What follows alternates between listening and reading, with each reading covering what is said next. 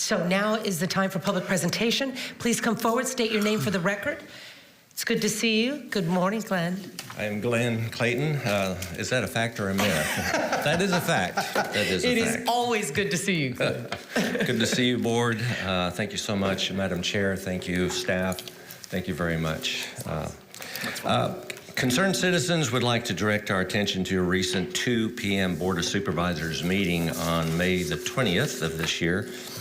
There was a request from the Legislative Program Committee to consider state and federal legislation regarding elections.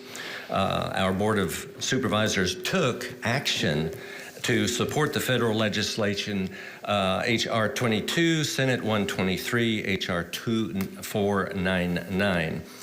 Concerned citizens commend you, Board, for taking action to support the federal legislation, H.R. 22, S128, and H.R. 2499.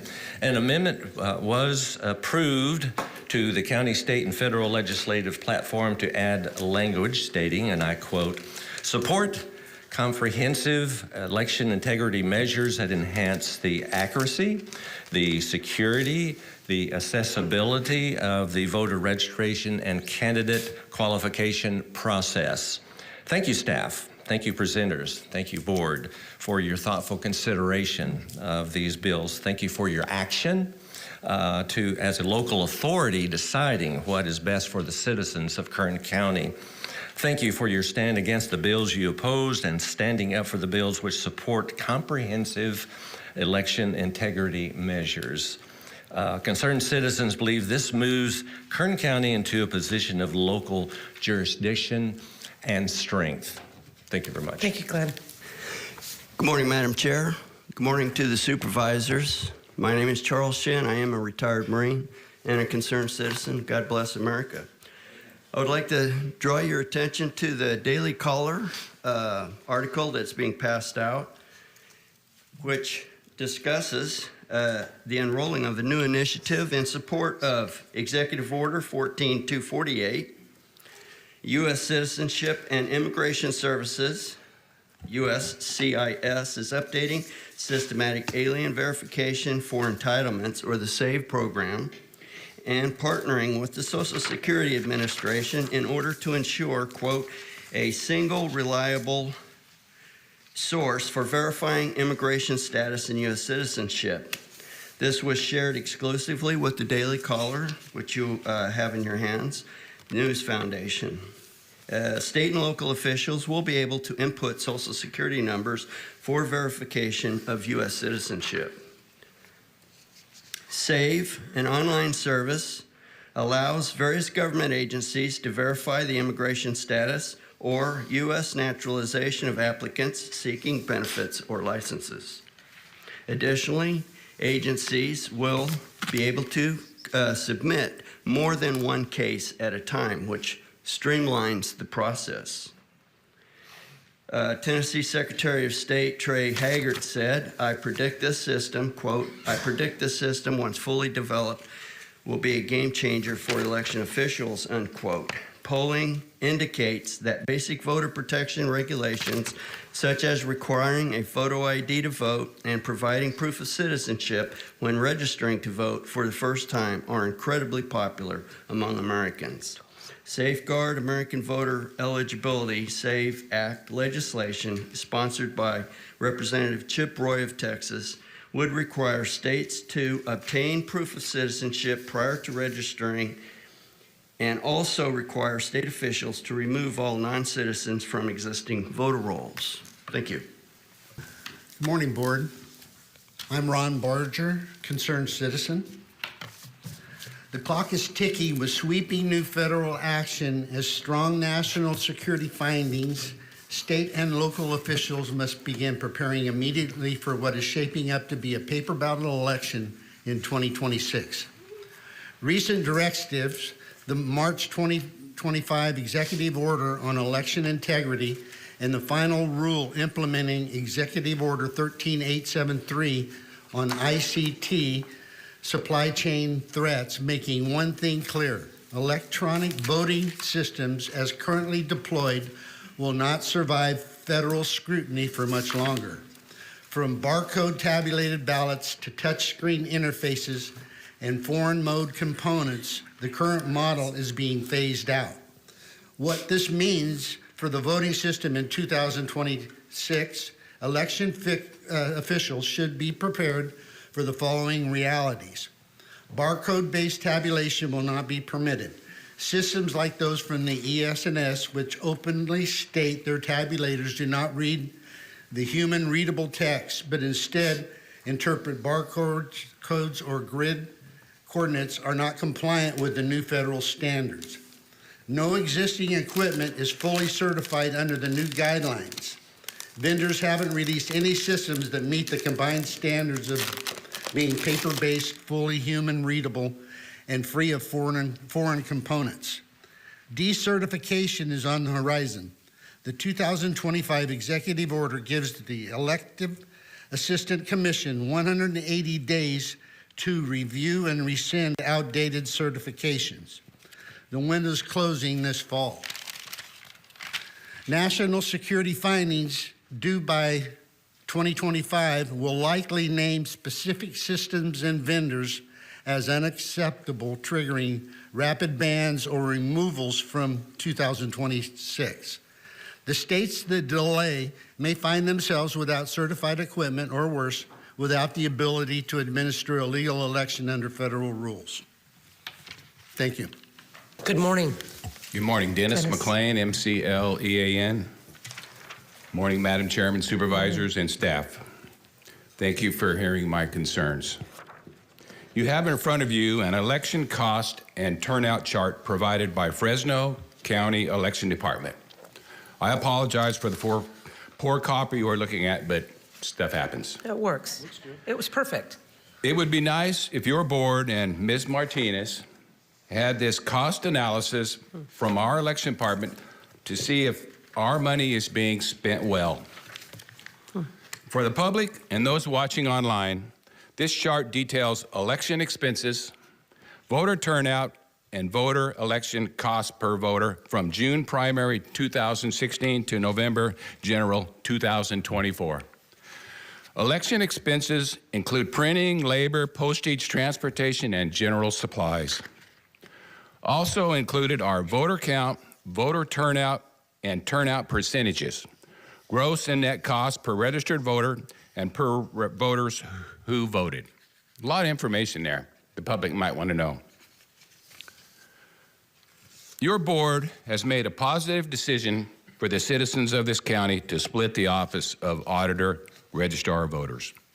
We are also grateful for your support of voter proof of citizenship. Job well done.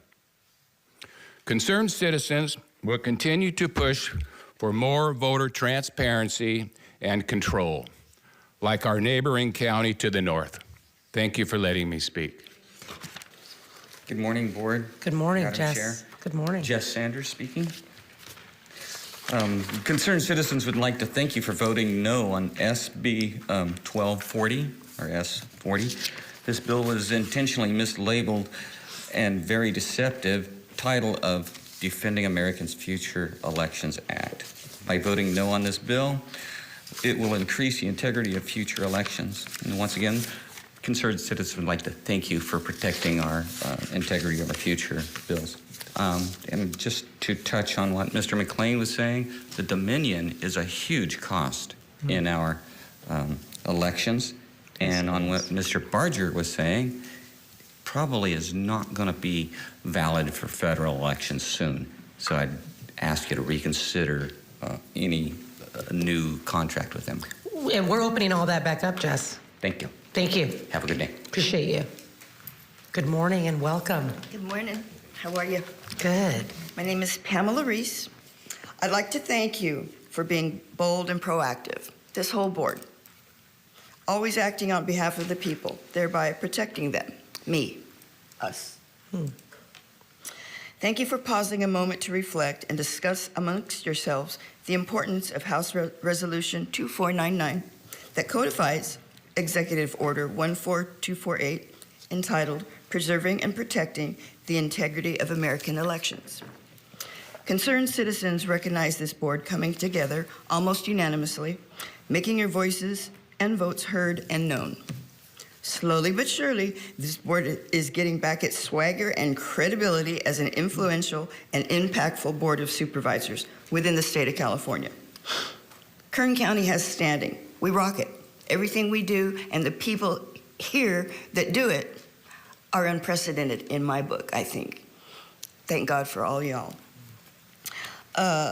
So, having said that, I would just again like to thank you all for being you, and let's go do it. We're not weirdos. We're not election deniers. We are fellow countrymen and statesmen who have a vision. We have uncommon sense, and that's a good thing. Thank you. Have a great day. Thank you. You know, to my friends here from the Elections Committee, I want to say thank you to you for your class, for your grace, and for your willingness to continue moving forward. I really appreciate you. You've taught me so much, and you continue to teach me. And I think we are improving Kern County elections together. I believe it with all my heart. Thank you for that. Thank you so much. I believe it with all my heart, and I wouldn't say it if I didn't. I want to say I still consider you friends, and I want to continue forward. We have other places we need to go see throughout the county. Having your guys' heart and minds looking at us is improving things. That's just the reality. And I appreciate you, and I continue to keep moving forward despite whatever perceived differences that we have. So God bless you. I appreciate you. I have much love in my heart for you. My name is Thomas Johnson. I'm a teacher in the Kern High School District. Good afternoon, council members. I urge you to reconsider your vote on the proposed measures regarding the appointment of a registrar of voters and voter registration citizenship verification. These issues are pivotal to maintaining transparency, equity, and legality in Kern County's electoral process. State law preempts local governments from enforcing citizenship verification requirements, and SB 1174 explicitly prohibits local voter ID measures. Kern County cannot legally appoint a registrar of voters without state legislative approval, a step that has not yet been completed. While the Board of Supervisors has voted to separate roles and create this appointed position, implementation remains contingent on legislative action. To ensure thorough deliberation and alignment with state law, I propose referring these measures to the Kern Legislative Program Committee. This committee would allow broader stakeholder input, fostering trust and inclusivity in our community's electoral framework. Thank you very much. My name's Thomas Wattenville. I'm a member of District 1, so I appreciate the supervisors giving me a chance to talk.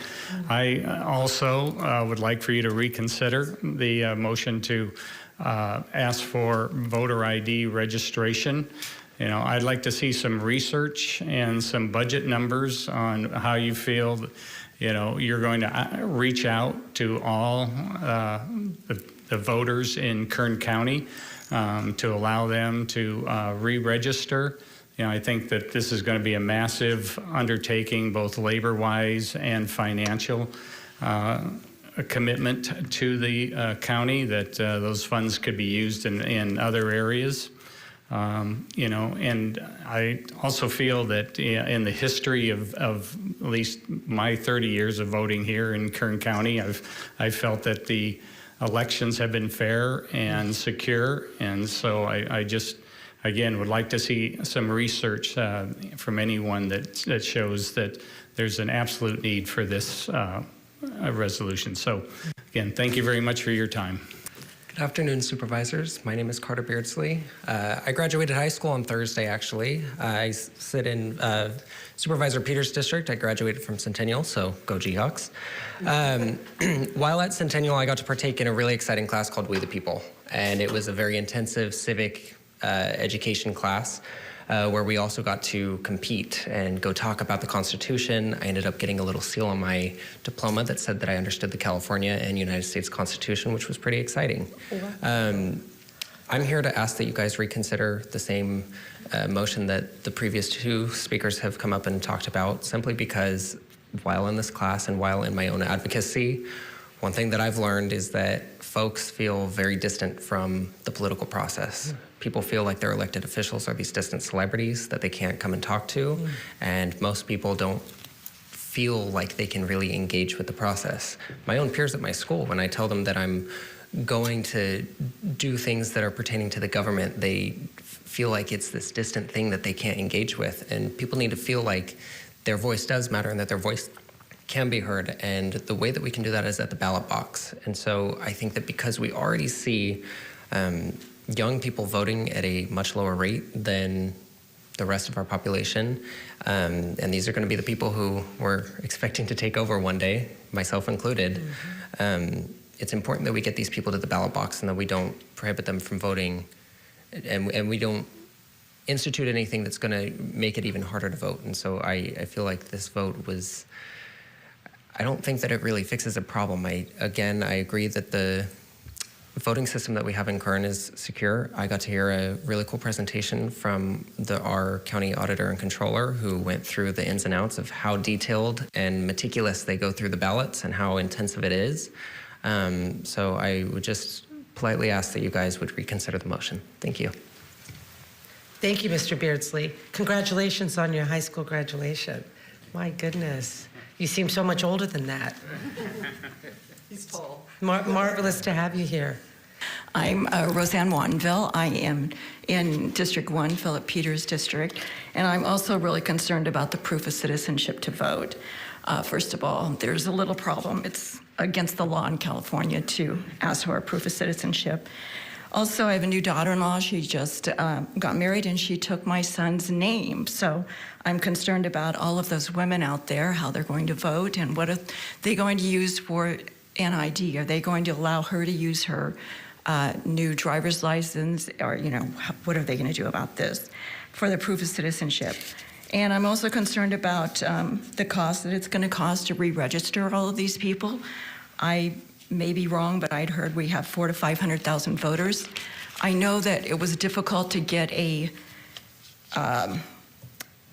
raise for our SEIU people. It took about a year to get that passed, and I heard from many of our supervisors that they had said that, hey, we don't have any money. So have we really considered where that money is going to come from to re-register 400,000 to 500,000 people?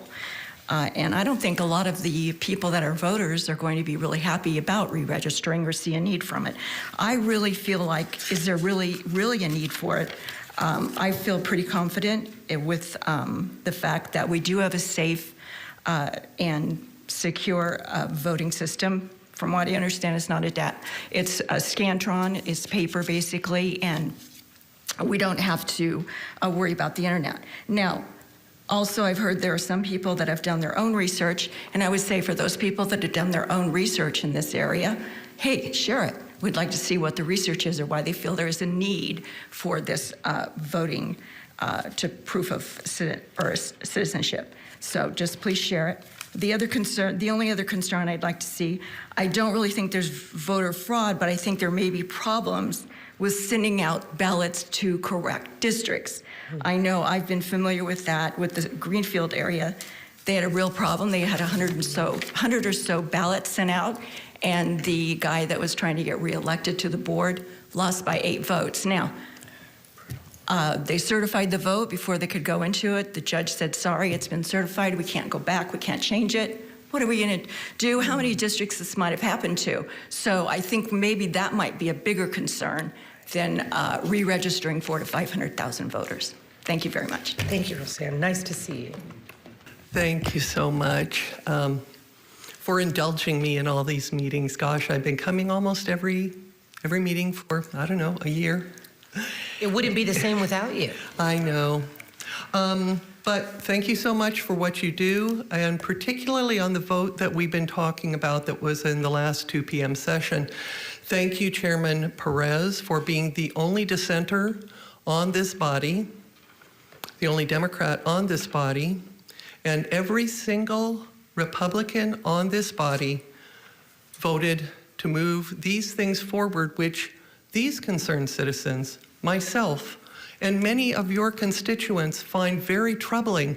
And what kind of data have you used to really, ask your constituents, what do they think about it? I guess it's more like a top-down thing. Like, it's not about finding out what your constituents feel about something. It's about being like, okay, Dad says, this is how we're going to do it. Is that what this board is? Or do they care about what their communities have to say?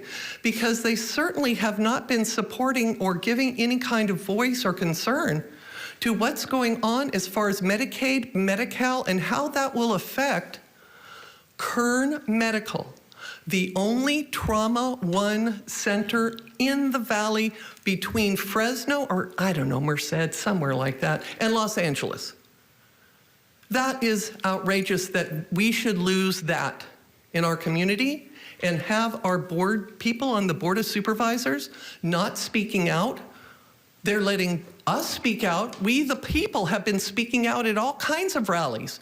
Yet I've not seen any of you at those rallies supporting Dolores Huerta's Foundation's efforts to try to save Medicaid and Medi-Cal. She was ready to be arrested in a civil disobedience action, but not one Board of Supervisor was there to support.